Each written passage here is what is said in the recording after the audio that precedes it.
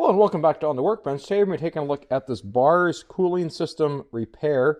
This is a two-part fix. You can see they come in two separate distinct vials, kind of like a two-part epoxy. You've got a silver side to reduce antifreeze loss. And the other side here is supposed to help prevent overheating. So I'm imagining the blue part here is a little more like a some of the extra super coolants to go in your antifreeze. And so this uses a carbon fiber sealing technology to help seal liquids and to stop leaks, obviously. And the blue part here helps to lube your water pump, prevent corrosion, and aid in heat transfer. And so with this two-part formula here, I'm going to add it to my Saab 9.3. So looking over at the car, you can see my coolant bottle is low, my sensor's gone off, and I've been able to tell by looking at my garage floor that I have been losing coolant. Unfortunately, because the way my garage floor is designed to slope and drain the water, for example, when you bring the car into the garage after a winter snowstorm, that is designed to drain the water, I can't exactly figure out exactly where the leak is coming from. I'm suspicious it might be related to the heater core. I'm not entirely sure, but in any event, I know I've got a problem that I'm losing some coolant.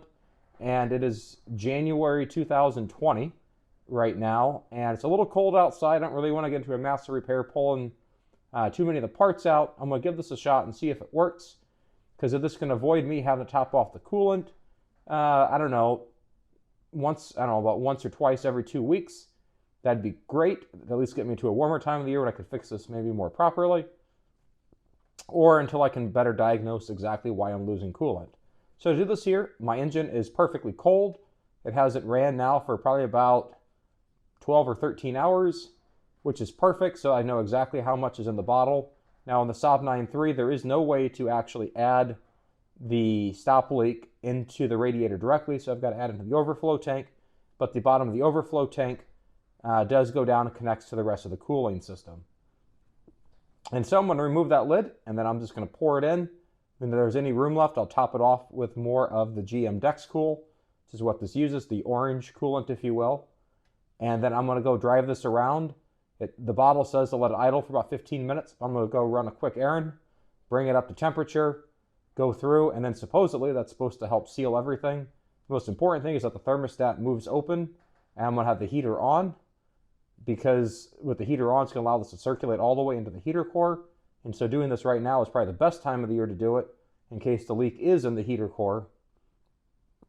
And so now let's get started and pour it in and see how this goes.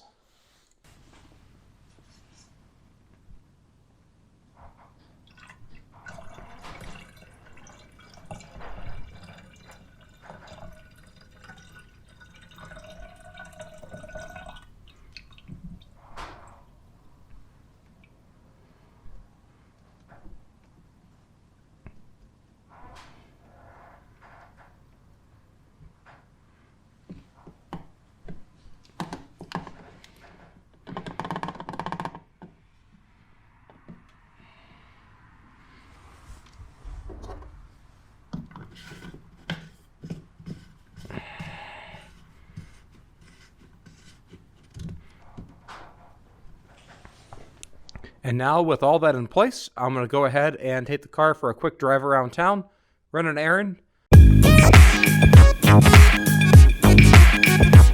I just got back from driving around. I drove around for probably about a half hour, and you can see the coolant bottle looks like, I'll call it grape juice at this point, for lack of a better color description. It's kind of a dark, murky color. I'm definitely not going to crack the seal right now. It's not that crisp orange that you get with the Dexcool. And you can see where it's obviously expanded. When I filled it up, it was definitely a little bit above the cold fill line. It is an expansion tank designed to handle the coolant expansion as it goes in. And so that's what it looks like now, about a half hour after I started this.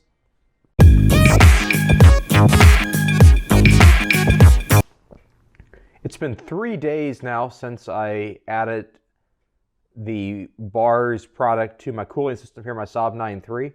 Couple observations. I can see the color in the overflow tank here is getting back to that Dexcool pink as opposed to that grape Kool-Aid looking color before that we saw. And this is still above the fill line And most importantly, let's now look under the car and see if we've seen anything under the car. As of right now, the car has been sitting still for about 2 days over the weekend. And let's see if we see anything drip out under the car to see, just to give us an idea if this has done any good or not. So far, looking under the car here, I'm not really seeing too much in the way of possible antifreeze leaks. There's a couple little wet spots here. It rained the other day. And a couple little small wet spots that haven't quite dried up yet. There might be a little something up here right in front of the camera, but I don't think that's coolant. But I'm not seeing a little small pink pile, so I'm happy so far.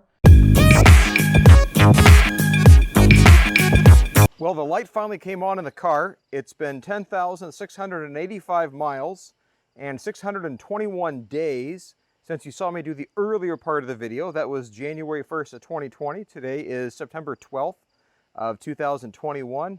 And the low coolant light came on inside the car, and we can see the coolant level is down here when it should be up here at the seam.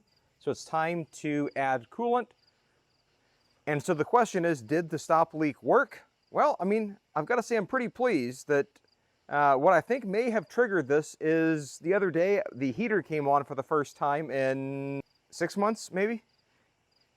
And then all of a sudden, maybe that had something to do with it. Maybe I got an issue in the heater core. I'm not really sure, but the fact that I've been able to go 621 days without adding engine coolant, that makes me happy. And so now it's time to top this off, and we'll see how long this lasts. But the bigger thing is, did that stop coolant work? I mean, 621 days and 10,000 miles tells me, yeah, it definitely worked, at least in my case. Obviously, every case is going to be unique, special, and is going to vary. So use your own judgment if you think it's worthwhile to try this on your car. But so far, I've got to say I'm happy. It definitely worked, and it's lasted, you know, a little more than a year and a half. So to me, that's a win. And so with that, I'm going to top this coolant reservoir off. The engine's cooled off here, so it's safe to do so.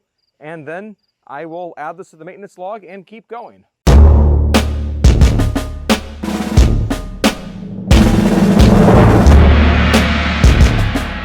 There we go. That should be enough to get everything back on and my coolant temperature sensor happy again. Not my coolant level sensor happy again.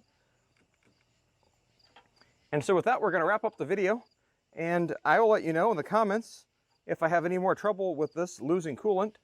Don't know if the heater core had anything to do with it or not, but it is what it is. If you get any other experience using this product, put in the comments down below. We'd love to hear about it. So if you found this kind of content useful, go ahead and give it a thumbs up. Click the subscribe button if you haven't already done so. It really does help creators like myself to provide great content to you. And as always, have a great day. Bye.